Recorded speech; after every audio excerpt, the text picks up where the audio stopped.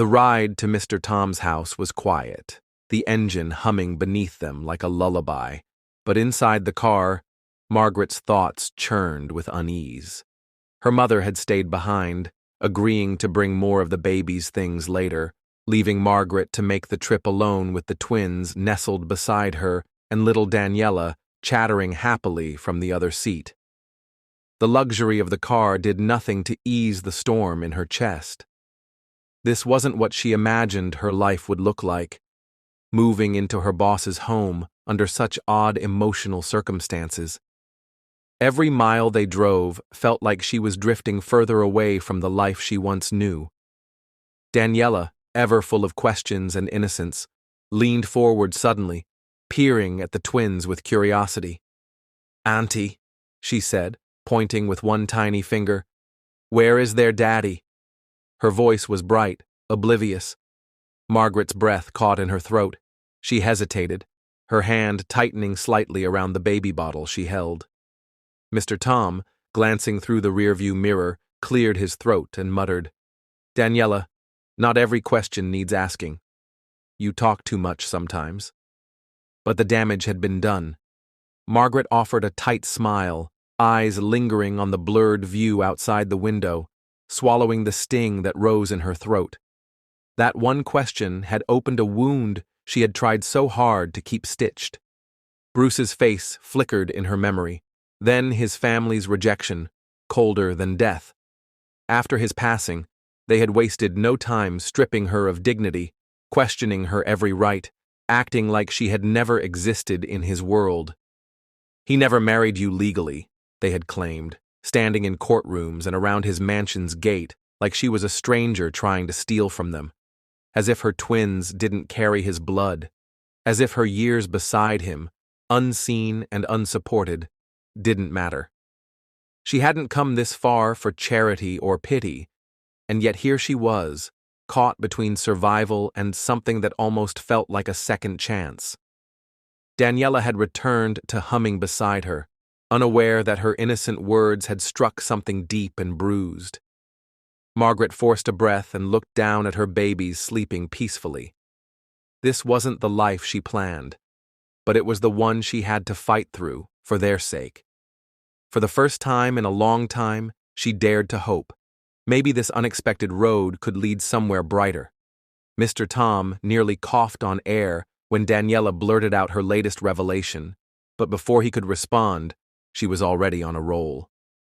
Her little hands gestured animatedly as she leaned toward Margaret with all the seriousness her 5-year-old voice could muster.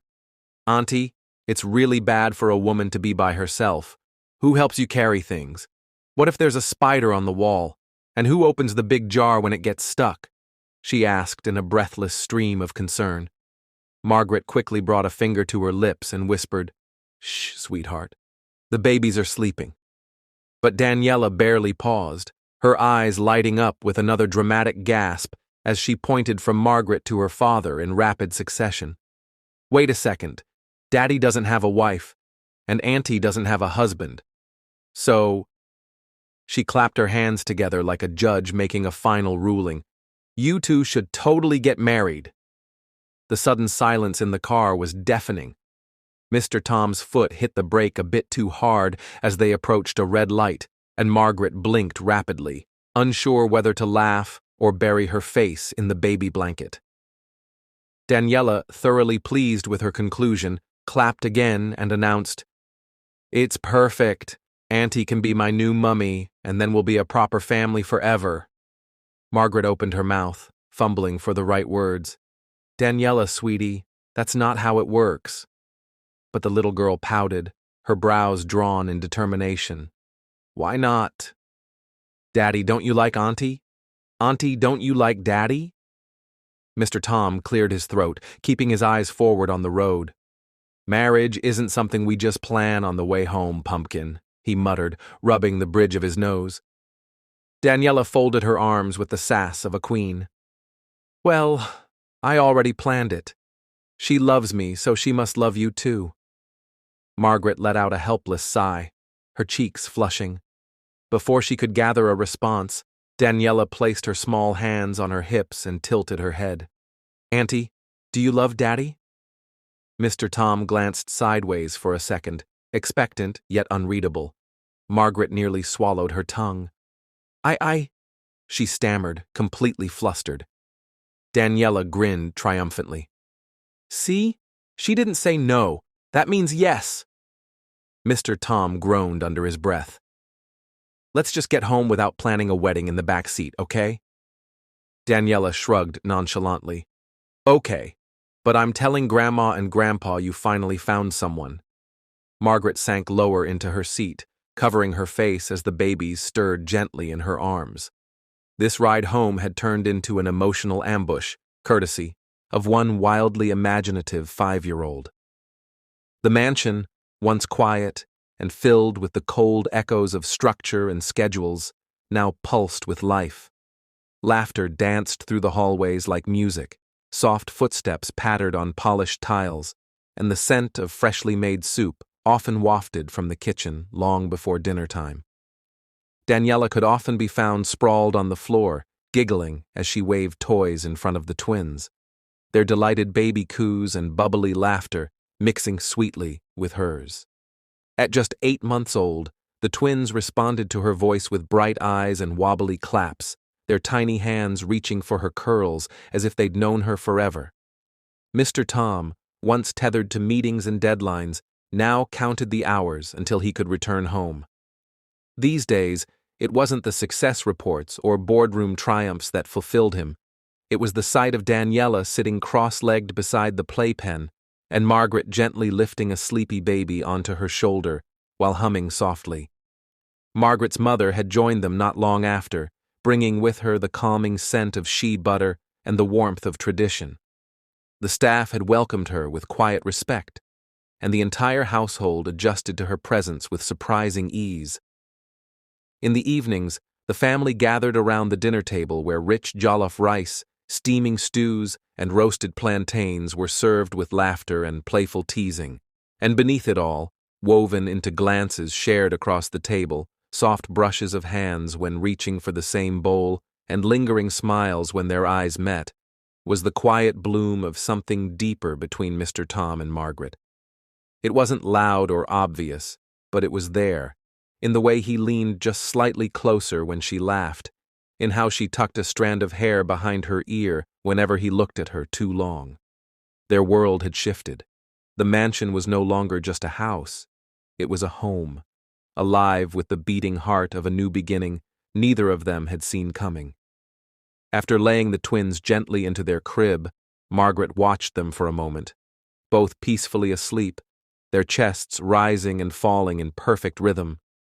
She tucked the blanket a little tighter around their small bodies, her fingers lingering over their soft curls.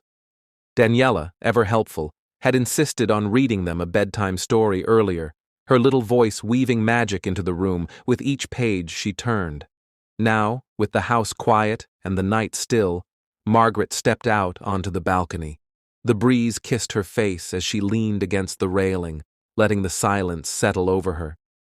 Her mind drifted to everything she had survived, the betrayal, the court hearings, the rejection by Bruce's family who still refused to acknowledge her or the twins. She exhaled slowly. It wasn't just about survival anymore. It was time to reclaim what was rightfully her children's. She didn't hear Tom approach until his arm brushed hers. "Couldn't sleep?" he asked softly. Margaret turned to face him, her heart already aching with everything she wanted to say. "Just thinking. About everything. About how far we've come." Tom took her hand in his grip steady, eyes honest. "I know it wasn't easy. But you never gave up. Not on them. Not on yourself." His voice dropped a little, trembling with emotion. "I don't want to imagine another day without you in it. Margaret, I want you beside me, not just as Daniela's auntie. I want you as my wife." The words sank into her like sunlight after a storm. She blinked through the tears rising in her eyes. "Are you sure?" she whispered. Tom smiled gently. "Daniela made this decision for us a long time ago, didn't she?" Margaret laughed softly, nodding as tears escaped down her cheeks. Yes, she did. His fingers brushed her face, his voice full of certainty. So, will you? She didn't hesitate. Yes, Tom, I will. The next morning, the house stirred with golden light. Daniela raced into the dining room and froze when she spotted them at the breakfast table, fingers intertwined, faces glowing. Finally! She squealed, hands on her hips. I told you both to get married! Tom and Margaret burst into laughter as Daniela spun in circles with joy. But beyond the smiles, a quiet determination stirred in Margaret's chest. Love had brought her this far, but now it was time for justice. With Tom beside her, they would face the courts once more. Not for pity, but to restore the names and rights of her sons. This time, she wasn't alone, and the future, once shadowed by loss, was finally starting to look like hope. The air in the courtroom felt heavy, thick with judgment, with unspoken history, with pain. Margaret adjusted her head wrap, her gaze locked on the family of the man she had once loved. Bruce's older brother sat at the front, shoulders squared, eyes cold. His wife, clad in high-end lace and expensive pride, barely acknowledged Margaret's presence. To them, she was a stain on their legacy, an outsider, an uninvited shadow. But beside her sat Mr. Tom, unwavering, his palm resting gently on her back. He didn't speak, but his presence alone steadied her. He wasn't Bruce. But in the firestorm that followed Bruce's death, being thrown out of the mansion, rejected in court filings, and left with 2 babies and no financial support, Mr. Tom had stood with her. Now, they were back in court, not for themselves, but for the future of her sons. The opposing lawyer was as ruthless as Bruce's family. There is no marriage certificate, no family witness. This woman, he gestured toward Margaret, was never legally recognized as Bruce's wife. She has no claim to the estate, and neither do her children. Margaret's lawyer stood slowly, his tone calm but razor sharp. Your Honor, he began, what we have here is not a question of whether Margaret wore a white dress or walked down an aisle. What we have is a man, Bruce, who in the final months of his life asked this woman to give him what no fortune could buy, a legacy. He stepped forward, lifting the paternity test. These twin boys are biologically Bruce's sons, DNA verified. There is no dispute on that.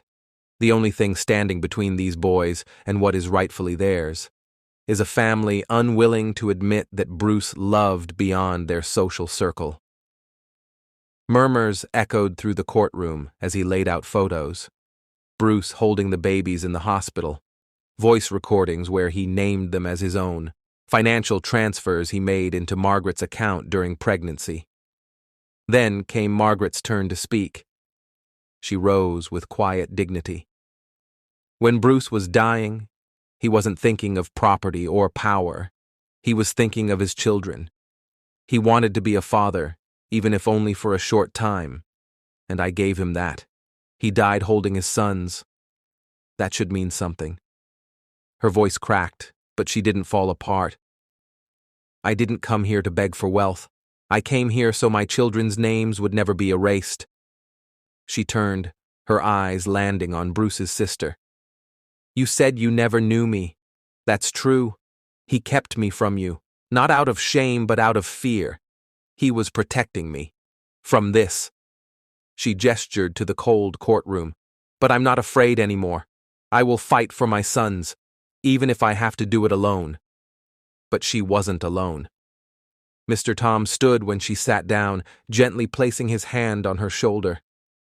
You'll never have to, he said under his breath. And somewhere in that courtroom silence, something shifted. The courtroom was silent. So still, it felt like the walls themselves were holding their breath.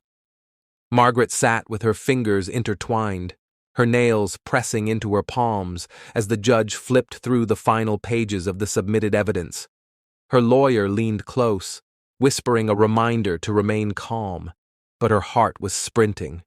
She could see Bruce's family casting smug glances toward one another, convinced the law would favor their pedigree, their money, their connections. What they didn't count on was truth. The judge finally looked up, removing his glasses and glancing at both parties before speaking. "This court acknowledges the absence of a formal marriage certificate," he began, his voice steady. "But what cannot be denied, what the DNA results, financial records, video evidence, and multiple testimonies have made undeniably clear, is that Bruce acknowledged these children as his. He cared for Margaret. He supported her. And in his final months, he made clear his intent to leave his legacy through them." A tear slipped down Margaret's cheek as he continued, "Therefore I rule in favor of the petitioner. The twin sons of Bruce Okafor shall be legally recognized as his heirs. Furthermore, a portion of the estate is to be placed in trust for their future, effective immediately." Gasps filled the room, some of shock, some of dismay, and one sharp, shaky breath from Margaret, who could no longer hold back her emotion. Her hand flew to her mouth as tears streamed freely. Tom squeezed her shoulder, then pulled her into a tight, reassuring embrace. "You did it," he whispered. "You did it. For them." Bruce's sister stood up abruptly, muttering something under her breath as she exited with her husband, defeated not by Margaret, but by truth and justice. The crowd in the room began to disperse, but Margaret remained seated for a moment longer, clutching the file that now held more than just evidence. It held the proof that her sons would never be forgotten, never erased, never denied their father's name again. Outside the courthouse, journalists swarmed, flashes blinding and microphones pressing forward, but Tom guided her carefully through the chaos. "No statements," he said firmly, shielding Margaret with his presence. Back home, Margaret held her twin boys close, kissing their foreheads as they cooed in her arms. Daniela skipped into the room with a handmade crown she'd crafted from glitter and cardboard. "You're a queen now, Auntie Margaret," she declared, placing it proudly on her head. The house echoed with laughter, with warmth, with life. And when Tom knelt that evening in the nursery, placing a gentle kiss on each baby's forehead, Margaret knew. This was what love built from ashes looked like. In the weeks that followed, the trust was secured, the inheritance distributed fairly, and Margaret was no longer the nameless woman they once tried to forget. She was a mother, a partner, a survivor, and now, something even more beautiful, a woman with peace. Tom proposed again under the mango tree in their backyard, a quiet, intimate moment far from courts and conflict, just truth and love. Margaret said yes with a smile that reached her soul. Together they raised the twins and Daniela under one roof, their lives entwined not by chance, but by choice. And so, they lived, not perfectly, but fully and freely, happily ever after. Love always finds its way, no matter how broken the road may seem. Would you fight for love like Margaret did? Don't forget to like, comment, and subscribe for more unforgettable stories.